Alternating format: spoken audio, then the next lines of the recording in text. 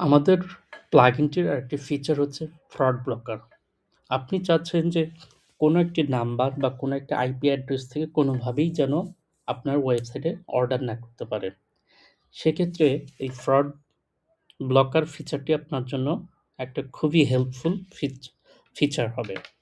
সেক্ষেত্রে আপনাকে যদি ফোন নাম্বার আমরা ব্লক করতে চাই, সেক্ষেত্রে ফ্রড ব্লকার মেনুতে এসে ব্লক ফোনস ট্যাব থেকে এখানে আপনার নাম্বারটি ফ্রডের নাম্বারটি আপনি এখানে দিতে হবে।